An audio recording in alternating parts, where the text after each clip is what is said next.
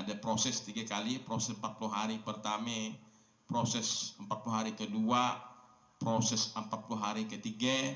Itu mengisyaratkan bahwa dalam perjalanan untuk menuju ma'rifatullah, maka dia butuhkanlah proses. Ya. Bukan begitu ngaji ilmu langsung paham, langsung sampai kepada Allah. Tidak semudah itu. Nah, ini menunjukkan dalam pandangan tasawuf itu proses untuk mencapai yang namanya musyahadah yang kita bicarakan kemarin tuh, yang kita apa yang kita dengar, apa yang kita lihat, apa yang kita rasa, diingatkan Allah Ta'ala, itu namanya musyahadah. Itu prosesnya panjang, 7 kali tahapan, dari mulai muraqabah sampai ke mukasafahah yang harus kita jalane, kita lakone amaliyahnya. Yang tadi 40 hari pertama, 40 hari kedua, 40 hari ketiga. Nah, makanya kalau alhamdulillah tasawuf tuh ada yang namanya tarekat. Nah, jadi kalau kita belum mengambil paket 40 hari, jangan kira-kira kita macamnya dekat dengan Tuhan. Jangan. Tidak semudah itu, punya proses. Nah, itulah dari hadis tadi itu diambil oleh orang-orang ahli tarekatnya, bahwa kita penciptaan itu tidak langsung kun fayakun langsung jadi manusia, ya, tidak seperti itu. Nah, begitu enggak kita dalam jalan untuk menuju ma'rifatullah. Nah, ya. Nah, ini ya hikmah yang ada terkandung dalam hadis tadi. Yang terakhir sekali ya, ketika udah kesempurnaannya, udah tadi 40 hari ditiupkan lagi ruh ke jasad tadi itu, maka diperintahkan lagi malaikat oleh Allah Subhanahu wa taala untuk apa? Untuk mencatat 4 hal dalam kitab itu ya, 4 hal yang dicatat itu azali itu ya, 4 hal. Di mana malaikat nulisnya itu ada ulama mengatakan di antara 2 alisnya ditulislah 4 hal. Yang pertama sekali tentang rezekinya. Apakah rezekinya itu banyak atau sedikit sudah ditentukan. Waktu malaikat niup tadi itulah, ruh tadi itu. Nah, kita kan ada yang tahu, kaya ke miskin, banyak ke rezeki ataupun sedikit. Seandainya Allah beritahu, banyak malas manusia ini. Kita dah tahu dia, oh ni besok dapat sekian, akhirnya dia tak mau lagi nak cari. Oh, cari bagaimanapun esok tetap sekian katanya. Tapi itu Allah rahasiakan, cuma Allah tulis di sini. Banyak ke sedikit itu hanya Allah yang tahu. Nah, kita disuruh untuk berupaya dan ikhtiar. Tapi ketentuannya mutlak dah Allah tulis, tentukan di Lauh Mahfuz. Yang kedua tentang umur. Umur demikian juga ditentukan. Umur kau ini 40 tahun dah meninggal. Umur kau ini 62, dah tentukan Allah Ta'ala.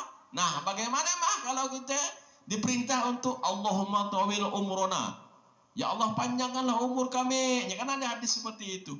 Ya itu ibadah namanya, ikhtiar namanya.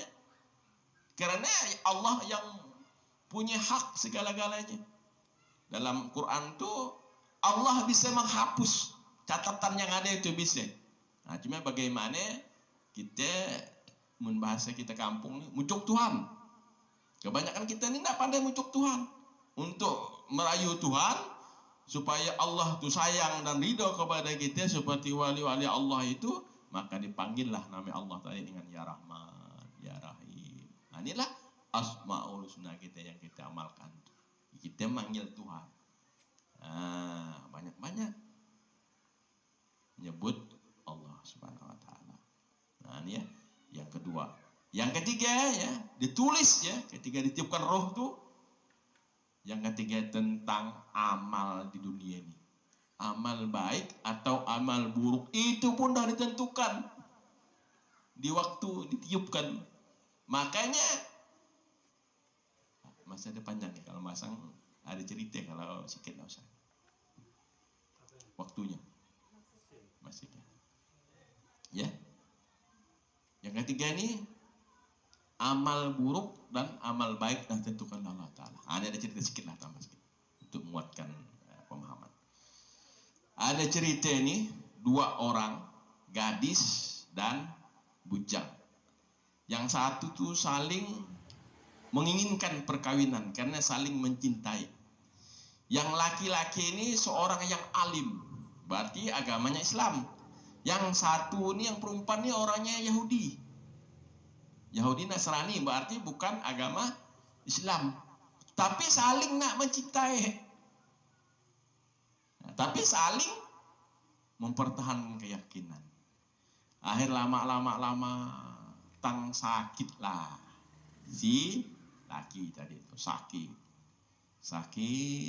bertahun-tahun sakit istilahnya.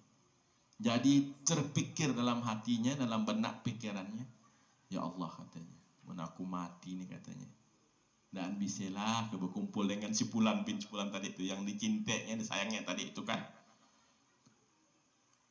Sedangkan dia apa? Bukan Muslim. Oh, supaya kalau aku berkumpul di akhirat nih katanya, berarti aku harus masuk. Bukan, Islam ini keluar daripada.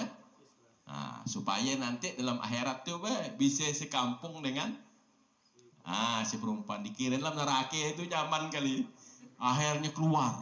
Begitu keluar langsung mati. Balik lagi dengan cerita si perempuan tadi. Kata perempuan, udah mati dah yang ku sayang, yang ku cintai katanya. Jadi lebih baik supaya aku bisa tidak berkumpul di akhirat nih katanya, bisa berkumpul di di dunia tidak berkumpul, di akhirat nanti bisa berkumpul dengan Fulan bin Fulan nih. Lebih baik aku masuk Islam aja lah.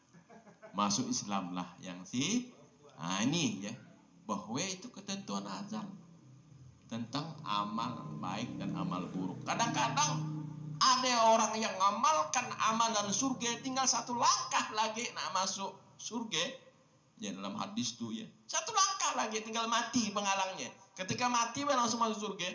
Tapi ketika sejengkal lagi itu tidak bisa deh. Lalu ngamalkan amalan maksiat neraka, akhirnya mati kufur seperti baras.